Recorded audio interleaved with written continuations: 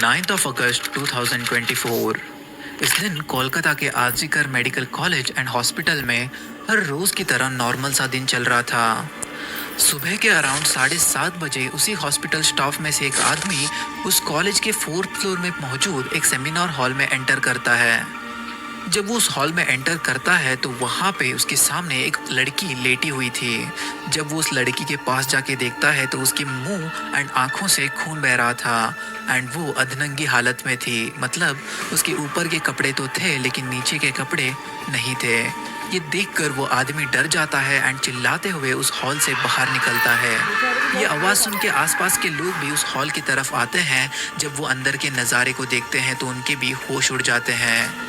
Luckily वो एक hospital था, इस वजह से वहाँ पे काफ़ी ज़्यादा डॉक्टर्स थे। तो डॉक्टर्स उस लड़की को चेक करते हैं तो वो बेहोशी की हालत में थी। इस वजह से उसी हॉस्पिटल में उसका ट्रीटमेंट शुरू किया जाता है। लेकिन अनफॉर्चुनेटली कुछ ही घंटों में वो लड़की इस दुनिया को छोड़ के चली जाती है। इस इंसिडेंट के कुछ ही देर बाद उस कॉलेज के वाइस प्रेसिडेंट संजय वशिष्ठ जी 10:53 को उस लड़की के पेरेंट्स को कॉल कर कर कहते हैं कि उनकी बेटी ने आत्महत्या कर ली है। इतना कहकर वो कॉल कट कर देते हैं। जब ये बात उस लड़की के पेरेंट्स सुनते हैं तो उनके होश उड़ जाते हैं। उन्होंने सपनों में भी नहीं सोचा था कि उनकी बेटी ऐसा कदम उठाएगी। पिछले ही रात में उन्होंने अपनी बेटी से बहुत ही अच्छी तरीके से हंसते हुए बात किया था, लेकिन आज उनकी बेटी के बारे में वो ये खबर सुन रहे थे। अगर ये एक आत्महत्या था तो उस लड़की के आंख और मुंह से खून क्यों निकल रहा था एंड उस लड़की की बॉडी उस सेमिनार हॉल में अधनंगी हालत में क्यों मिली। ये सारी चीज़ें एक ही तरफ इशारा कर रहे थे, लेकिन कुछ लोग इस केस को दूसरी दिशा में लाने की कोशिश भी कर रहे थे। आखिर उस रात उस लड़की के साथ ऐसा क्या हुआ वो आज हम इस वीडियो पे डिस्कस करने वाले हैं। So hey guys, welcome back to another video of Intel. मेरा नाम है Amit. In today's video we are going to discuss about the case of RG Kar medical college.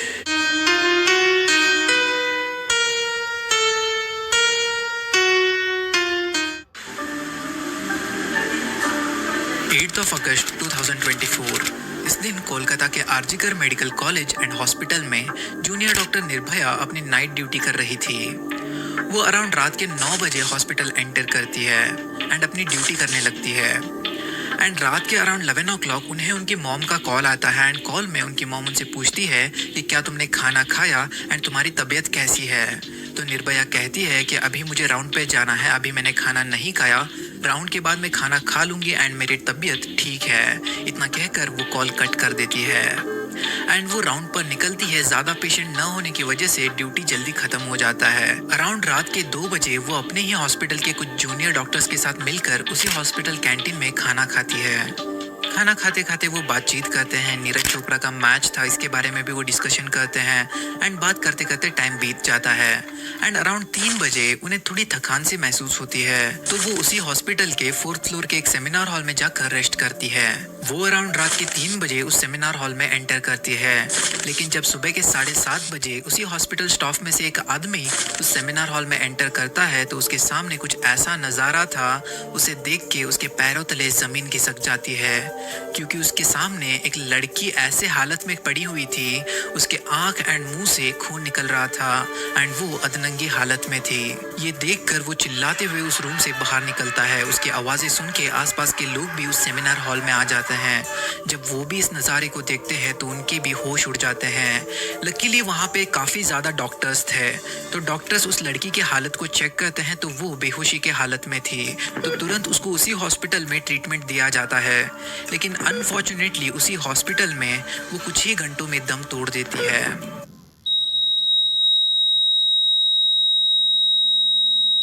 Hospital के कुछ लोग इसे आत्महत्या का टाइटल दे रहे थे, लेकिन जब पोस्टमार्टम रिपोर्ट आता है तो सबके होश उड़ जाते हैं, क्योंकि ये एक आत्महत्या नहीं, ये एक एंड मर्डर केस था।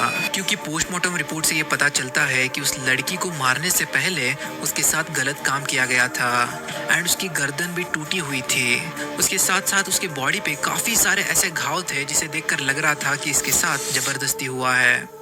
ये सारे एविडेंस काफ़ी थे कि इस केस को केस में कंसिडर किया जा सके। तो तुरंत इस केस को पुलिस को हैंड ओवर करा जाता है एंड पुलिस वाले इस केस पे इन्वेस्टिगेशन शुरू करते हैं। पहले तो पुलिस वाले क्राइम सीन पर जाके छानबीन करते हैं। वहाँ पे उन्हें निर्भया के कुछ नाखून के सैंपल मिलते हैं, खून के सैंपल मिलते हैं। इसके साथ साथ उस जगह पे एक ब्लूटूथ हेडफोन भी मिलता है। इन सभी चीज़ों को वो कस्टडी में लेते हैं एंड सीसीटीवी फुटेजेस को भी चेक किया जाता है। लेकिन अनफॉर्चुनेटली जहाँ पर सेमिनार हॉल था वहाँ पे सीसीटीवी कैमरास नहीं थे। लेकिन उस सेमिनार हॉल को जाने के लिए जिस रास्ते से जाना पड़ता था वहाँ पे सीसीटीवी कैमरास थे। तो पुलिस वाले रात के 3 बजे से सुबह के 7:30 बजे तक उस जगह पे कौन कौन गया था एंड कौन कौन वहाँ से आया था उनके डिटेल्स निकालते हैं। वहाँ पे टोटल 6 लोग आए गए थे। तो पुलिस वाले उन 6 लोगों को पूछताछ के लिए बुलाते हैं। पूछताछ के दौरान पुलिस वाले उन सभी के फोन को लेते हैं एंड टेबल पर रखते हैं एंड सारे फोन्स के ब्लूटूथ ऑन करते हैं। जो हेडफोन सेमिनार हॉल में मिला था उसको भी टर्न ऑन करते हैं। तो उन्हीं 6 फोन में से एक फोन ऑटोमेटिकली उस हेडफोन से कनेक्ट हो जाता है। The Bluetooth device is connected successfully. ये हम सबको पता है कि अगर हम कोई ब्लूटूथ डिवाइस खरीदते हैं तो उसे हमारे डिवाइस से पेयर करना पड़ता है। अगर एक बार हम उस डिवाइस से पेयर हो जाते हैं तो जब भी वो डिवाइस टर्न ऑन होता है तो वो ऑटोमेटिकली हमारे डिवाइस से कनेक्ट हो जाता है। तो वैसे ही एक फ़ोन से वो कनेक्ट हो जाता है एंड वो हेडफोन जो है वो सेमिनार हॉल में मिला था। तो पुलिस वाले चेक करते हैं कि जिस फ़ोन से वो डिवाइस कनेक्ट हुआ था वो फ़ोन किसका है। तो पुलिस वालों को ये पता चलता है कि उन्हीं 6 आदमियों में से एक आदमी जिसका नाम संजय रॉय था वही उस फ़ोन का ओनर है। तो पुलिस वालों को एक प्राइम सस्पेक्ट मिल चुका था जिसका नाम संजय रॉय था। तो पुलिस वाले बाकी लोगों को बाहर भेजते हैं एंड संजय रॉय के साथ सख्ती से पूछताछ करा जाता है। पूछताछ के दौरान वो कुछ नहीं बोल रहा था, वो मतलब शांत सा था। तो पुलिस वाले उसका अल्कोहल टेस्ट करते हैं तो उसने बहुत ही ज़्यादा क्वांटिटी में अल्कोहल कंज्यूम कर लिया था। इस वजह से वो एकदम नशे में था। तो पुलिस वाले उससे पूछते हैं कि क्या तुमने इस लड़की के साथ कुछ किया है, ऐसे वैसे सवाल पूछते हैं। तो वो बंदा कन्फेस करता है कि उसी ने निर्भया का एंड मर्डर करा है। आखिर ये संजय रॉय था कौन? संजय रॉय एक सिविक वॉलंटियर था। सिविक वॉलंटियर यानी जो आदमी पुलिस के जैसे ही है लेकिन इन्हें गवर्नमेंट की तरफ से कोई भी फैसिलिटीज़ नहीं मिलती, जैसे कि उन्हें सैलरी नहीं मिलता एंड पेंशन वगैरह नहीं मिलता। ये बस एज अ सोशल वर्क अपना काम कर सकते हैं, अदरवाइज ये कर भी नहीं सकते, इनकी मर्जी है। ये मोस्ट ऑफ द टाइम जब एम्बुलेंस जाता है तो रास्ते दिखाने में या फिर रोड क्लियर करने में, नेचुरल डिजास्टर के टाइम पे लोगों की हेल्प करने में, या फिर कोई स्ट्राइक हो रहा है तो वहाँ पे लोगों की हेल्प करने में काम आते हैं। तो एज अ सेकेंडरी पुलिस इन्हें यूज़ किया जाता है। इस वजह से उसे किसी भी हॉस्पिटल या फिर कोई भी ऐसे प्लेस जहाँ पे लोगों को मदद की ज़रूरत हो वहाँ पे इजीली एक्सेस मिल जाता था। पूछताछ के दौरान पुलिस वाले संजय से काफ़ी सारे सवाल पूछते हैं लेकिन संजय किसी का भी जवाब नहीं दे रहा था। तो पुलिस वाले जब संजय का फ़ोन चेक करते हैं तो उसके फ़ोन में काफ़ी ज़्यादा मतलब बहुत सारे पोर्नोग्राफिक कंटेंट मिल रहे थे। तो पुलिस वालों को ये समझ में आ चुका था ये बंदा किस चीज़ का शिकार है। तो पुलिस वाले संजय के घर जाते हैं एंड वहाँ की तलाशी लेते हैं। तलाशी के दौरान पुलिस वालों को एक शू मिलता है जिसके ऊपर खून के धब्बे लगे हुए थे। पुलिस वाले उस खून के धब्बे के सैंपल कलेक्ट करते हैं एंड घर के आसपास छानबीन करते हैं। तो घर के बाहर एक कपड़ा सुखाने के लिए रखा हुआ था। वहाँ पर एक टी शर्ट था जिस टी शर्ट को सीसीटीवी फुटेज में संजय ने पहन के रखा था। तो इससे ये जाहिर हो रहा था कि संजय सबूत मिटाने की कोशिश भी कर रहा है। मोस्ट ऑफ द केसेस में ऐसा होता है कि जो कल्प्रेट है वो नशे की हालत में क्राइम कमिट किया है ऐसे रीज़न दे के बच जाता है, लेकिन यहाँ पे सबूत मिटाने की कोशिश कोई नशे की हालत में नहीं कर सकता। तो अब पुलिस वालों के पास काफ़ी स्ट्रॉन्ग एविडेंस है जिनको यूज़ करके वो संजय को सज़ा दिला सकते हैं। एंड इसी के साथ साथ जो ब्लड सैंपल उन्होंने शू से कलेक्ट किया था वो भी निर्भया के ब्लड सैंपल से मैच कर लेते हैं। तो ये क्लियर हो चुका था कि निर्भया के साथ गलत काम संजय रॉय ने ही किया है। आखिर उस रात उस हॉस्पिटल में ऐसा क्या हुआ था? रात के around 11 o'clock Sanjay hospital enter करता है। वो नशे की हालत में था, उसने बहुत ज़्यादा दारू पी रखा था। इस वजह से वो अपने आप से कंट्रोल खो बैठता है एंड वहाँ पे एक कॉर्नर में बैठ जाता है। टाइम बीतता जाता है एंड अराउंड 3 बजे उसे होश आता है। होश आते ही वो देखता है कि डॉक्टर सीधा सेमिनार हॉल पे जा रही है एंड संजय वहाँ पे रेगुलर आया जाया करता था। इस वजह से उसे पता था कि कहाँ पे सीसीटीवी कैमरास हैं, कहाँ पे नहीं। मौके का फ़ायदा उठाने के लिए वो रात के 3 बजे से लेकर 4 बजे वहीं पे घूमता रहता है ताकि वो कंफर्म कर सके कि आसपास कोई नहीं हो।